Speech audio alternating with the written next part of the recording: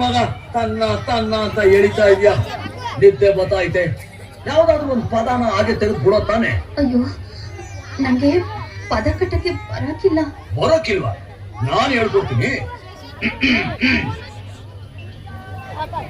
ಮಲ್ನಾಡ್ ಅಡಿಕೆ ಇಲ್ಲೇ ಐತೆ, ಮೈಸೂರು ಬಿಳ್ಳೆದೆಲೆ ಐತೆ, ಎಳ್ಳು ಸೇರಿಸಿ ಒಂದು ಹಾಡನ್ನ ಆಡೋ ತಾನೆ.